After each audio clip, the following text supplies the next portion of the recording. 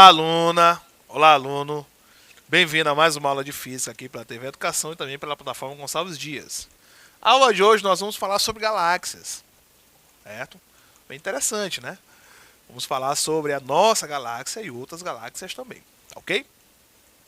Para essas aulas de galáxias, né, existem aulas anteriores que você precisa assistir. Caso você tenha perdido, lá na plataforma Gonçalves Dias você vai encontrar aulas, resoluções de exercícios e outros conteúdos também, tá certo?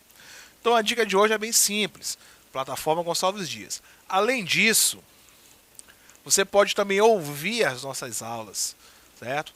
Lá na Nova 1290, né? Lá na Rádio Timbira, a partir das 16 horas. Então você sintoniza aí seu rádio lá na M, na Rádio Timbira, né, 1290. Lá você vai ouvir os podcasts que são gravados aí dos conteúdos que são falados aqui, tá certo? Além da Rádio Timbira, você também pode ouvir todos os podcasts lá no Spotify, certo? Lá no Fiquem em Casa Aprendendo, você vai, né, pesquisar lá no Spotify o Fiquem em Casa Aprendendo. Se você não tem um Spotify, você pode baixar o aplicativo no seu celular. Não precisa fazer assinatura, certo? Não precisa pagar mensalidade. Lá você pode ouvir os podcasts de forma gratuita, certo? Lá vocês vão encontrar os mais variados conteúdos, tá certo? Então tudo aquilo que é transmitido pela Rádio Timbira, né, pela 1290 AM, também é reproduzido lá no Spotify, tá ok? Então fica ligado nessa dica. Bom, então na aula de hoje nós vamos falar sobre, né, fazer uma breve introdução sobre galáxias, vamos falar sobre a formação, né, as formas das galáxias, desculpa, e vamos falar também sobre a formação dessas galáxias, tá certo? Então vamos lá. Na cosmologia, certo? Cosmologia, né, estudo do cosmos. Uma galáxia é um grande sistema gravitacionalmente ligado, né? Existe uma grande força gravitacional ligada a isso, que consiste de estrelas, certo? Remanescente de estrelas, um meio interestelar, né? Um meio entre essas estrelas, certo? E esse meio, ele nele vai ter gás, muito gás e poeira, certo? E o importante, mas insuficientemente conhecido, componente apelidado de matéria escura, tá certo? Então, ele é um aglomerado de tudo isso, essa grande interação gravitacional, tá certo? Uma grande quantidade de estrelas, seja no seu núcleo, ou seja ali nos seus braços, né? Ok? O remanescente dessas estrelas, muita quantidade de poeira e gás, ali nas nebulosas e tal, certo? E a matéria escura, tá certo? Tem uma grande quantidade de matéria escura. Matéria escura é aquilo que a gente não conhece. A gente não consegue ver, então a gente não conhece, porque tudo que a gente consegue ver é luz, certo? Então, se não emite luz, se não reflete, é matéria escura, tá ok? Então, tudo isso que a gente não consegue ver. O que ele consegue ver, o que a gente não consegue ver é que faz parte dessa galáxia, né, de uma galáxia, certo? Galáxia é um termo que deriva do grego, certo? Que é, certo, literalmente é o leitoso, ok? Em referência à nossa galáxia, né, que é a Via Láctea, né? A Via Láctea, tá certo? Ela tem essa aparência aí, né, a questão da coloração, que é branco, né? Então faz essa referência ao leite, né? Bom, estas variam desde anãs, né, galáxias anãs, com até 10 milhões de estrelas, para as gigantes, com 100 trilhões de estrelas, né, todas elas orbitando, né, o centro de massa da galáxia, né, certo? Então, no caso da nossa galáxia, né, nós temos o nosso centro, né, o centro galáctico, e nós temos aí todo esse aglomerado de estrelas, né, que vai de galáxias anãs, né, muito pequenas, que tem aí 100 milhões de estrelas no máximo, né, ali em média, né, e aquelas que vão lá para 100 trilhões de estrelas, né, que são super galáxias, tá certo? Olha só a referência. O nosso sistema solar tem uma estrela, né, que é o Sol. Certo? O sistema solar é representado por uma estrela. E é gigantesco, né, para as nossas referências. Uma galáxia anã tem 100 milhões de estrelas. Então, como se fosse 100 milhões de sistemas solares. E ela é considerada uma galáxia anã, né? A galáxia gigante aí tem 100 trilhões de estrelas. Então é muito, né? Lembrando que fazer as medições, né, quanto à distância, a gente faz isso em anos-luz, ok?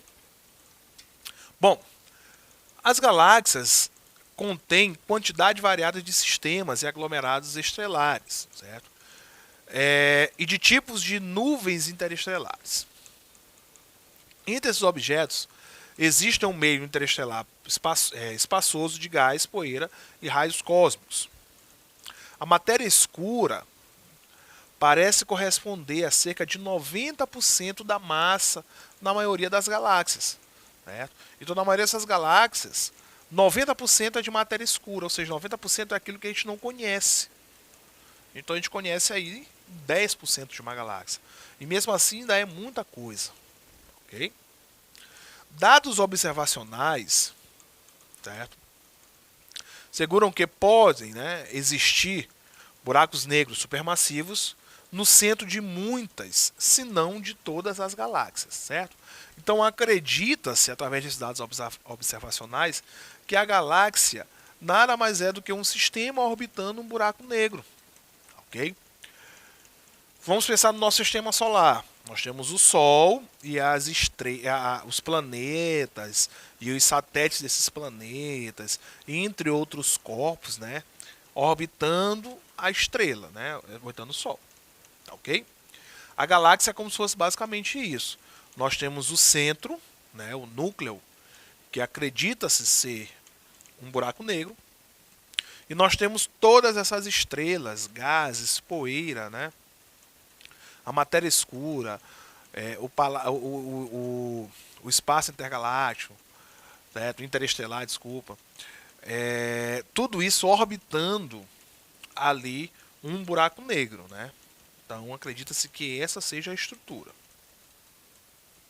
Acredita-se que eles estejam, né, que eles sejam o impulso principal dos núcleos galácticos ativos, né, região compactada no centro de algumas galáxias, que tem uma luminosidade muito maior do que a comum. Okay? Por mais que a gente não consiga observar o centro galáctico, certo? Por N fatores, né? Tem a questão dos braços, uma grande quantidade de poeira, né, desses braços, que acabam impedindo que a gente consiga observar o centro, né, da nossa galáxia, que está mais próximo, então seria bem mais fácil de observar. Certo? Mas esses dados, né, através desses dados, acredita-se que, por esse centro ele ser muito luminoso, tem uma luminosidade muito grande, ali seja um aglomerado de estrelas, tá certo? Ou esse grande buraco negro, né, com essa luz aí circundando esse buraco negro, né? Por isso ele se torna ou se tornaria muito, né, luminoso, então uma luminosidade aí muito maior do que a comum, ok? Bom, quais são as formas das galáxias? Aqui é bem simples também. Ó. As galáxias foram historicamente categorizadas segundo a sua forma aparente, certo?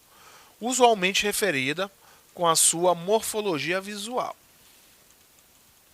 A forma mais comum, né, é a galáxia elíptica, que tem um perfil de luminosidade em forma de elipse. Certo? Aqui nós temos uma imagem, né, que está referenciando essa forma elíptica de uma galáxia. Certo? Então as galáxias elípticas elas possuem uma forma esférica ou elipsoidal. Assim não possuem forma espiral, certo?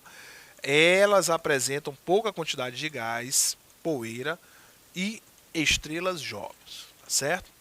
Então a forma é elíptica, vamos pensar numa elipse, certo? Então, o primeiro grupo, né? O primeiro grupo é dessas galáxias que tem essa forma de elipse, tá, ok?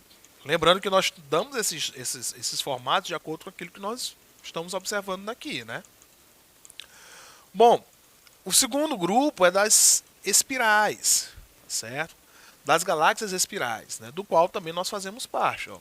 As galáxias espirais têm forma de disco, né? Com braços curvos, né? Com braço curvo. A estrutura deste tipo de galáxia é formada de um núcleo, né? Um disco e um halo, certo? E braços espirais, ok? Então, se a gente olhar bem aqui a imagem, né?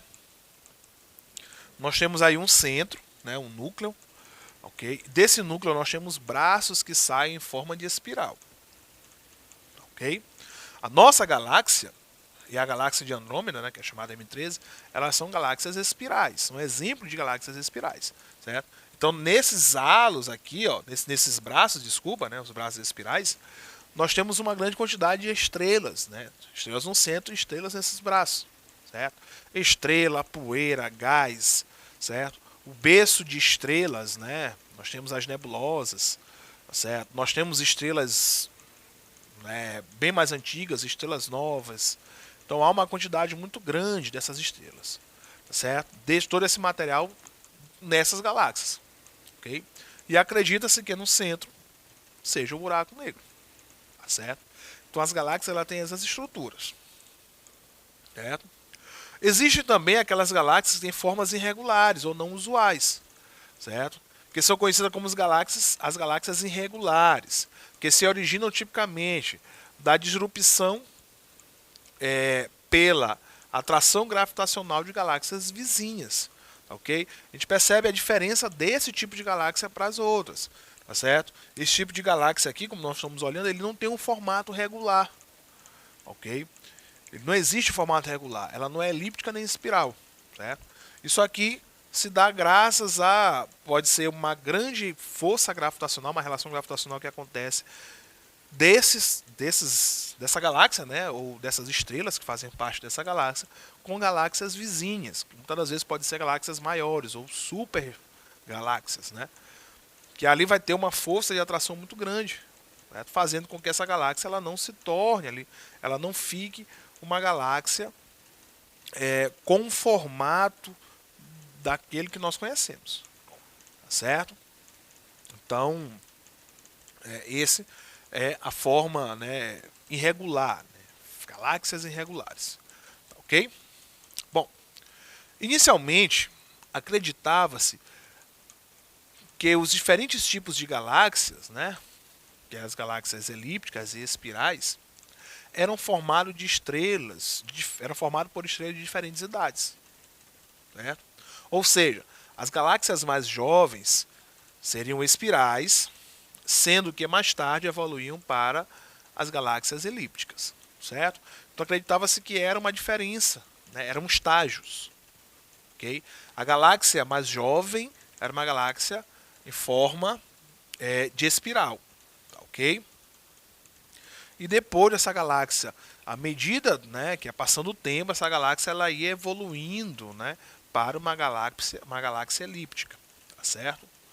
Então, acredito que fosse um ciclo, estágio de um ciclo de idade, né, dessas galáxias, tá certo? Mas depois, após diversos cálculos para determinar a idade das galáxias, percebeu-se que elas possuíam praticamente a mesma idade. Ou seja, são galáxias que elas têm aí formas diferentes, elas são arrumadas de forma diferente. Elas não são estágios. Existem as galáxias elípticas e existem as galáxias em forma de espirais, certo? Simplesmente elas existem, certo? Uma não é um complemento da outra, uma não é a passagem de tempo da outra, certo? Então, elas foram formadas daquele jeito, certo? Por diferentes causas, seja por uma questão gravitacional, seja por uma questão de quantidade de massa de estrela que vai ter nessas galáxias. Mas o certo é que elas se arrumam dessa forma, ok? O fator base de diferenciação das galáxias é que nas espirais e nas irregulares ainda há gás suficiente para continuar o processo de formação estelar até a época presente, tá certo? A diferença que nós vamos ter é essa. é que nas espirais e nas irregulares há uma quantidade muito grande de gás e poeira, certo? E nós temos aí, tendo aí uma quantidade muito grande de gás, é um fator predominante para a formação de novas estrelas. Então essas galáxias espirais e as galáxias irregulares, há uma formação muito grande de estrelas, certo? Estrelas jovens. A nossa galáxia é uma galáxia espiral, certo? E nela é um berço muito grande de estrelas. Existem essas nebulosas, esses berços que são aí formação de onde são formadas as estrelas, tá certo? Então nesse tipo de galáxia encontra-se muitas estrelas jovens. Já nas galáxias elípticas não. A quantidade de gás é uma quantidade muito pequena, então não há uma formação muito grande de estrelas como há nas espirais e nas irregulares, tá certo? Então essa é a diferença entre eles. O que a gente consegue perceber entre eles é essa diferença, certo? Apesar de elas serem diferentes, né, elas são diferentes, elas não são parte de um estágio, elas são diferentes. Nenhuma, né, que é o caso das espirais, tem uma grande quantidade de concentração de gás, e esse gás, por ele, forma-se estrelas. Então, nesse tipo de galáxia tem estrelas jovens, muitas estrelas jovens, e na elípticas não. Como a quantidade de gás ainda é muito pequena, né, insuficiente para uma formação muito grande de estrelas, há uma grande quantidade de estrelas já velhas, né, estrelas, certo, que já estão aí caminhando para o fim, já estão caminhando para a morte, né, para um outro estágio. Okay? Essa é a diferença básica entre elas. Okay? Bom, galáxias peculiares são formações desenvolvem, né, que desenvolvem propriedades não usuais devido à interação de marés de outras galáxias. Um exemplo disso é a galáxia do Anel, que possui uma estrutura de estrela, certo? E um meio interestelar em forma de anel circundando o núcleo, né, que é vazio, né? Existe ali um vazio entre eles. Acredita-se que a galáxia do Anel acontece quando uma galáxia pequena passa pelo núcleo, né, de uma galáxia em forma de espiral. Ok? Então nós temos aí o desenho. A gente vê que é uma galáxia que é diferente daquela que nós vimos. Ok? Isso deve acontecer por conta de quê? Como já fala, a interação de maré. Nós temos galáxias próximas. Essas galáxias próximas elas vão exercer ali uma força gravitacional muito grande, tá certo? Seja por questão de alinhamento, né? Eu tenho uma galáxia no meio e outras duas, né? Questão de alinhamento, ou eu tenho aí uma grande quantidade de galáxias também supermassivas, né? Grande em torno dela. O certo é que ela acaba tomando esse formato justamente por conta da ação da gravidade de outras galáxias, tá certo? Então uma galáxia que ela tem uma formação peculiar, tá, ok? Ela também não é única, existem outras formações peculiares graças a essa interação, né, de força gravitacional relacionado aí a outras galáxias, tá, ok? Mas o certo é que mesmo assim nós temos ainda um núcleo, né, um centro galáctico, tá certo? Que tem uma luminosidade muito grande, e nós temos aí ao redor, né, meio a um espaço interestelar, ao redor nós temos aí as estrelas, né, uma grande quantidade de estrelas formando esse sistema, tá, ok? Então existem esses tipos de galáxia, né, ok?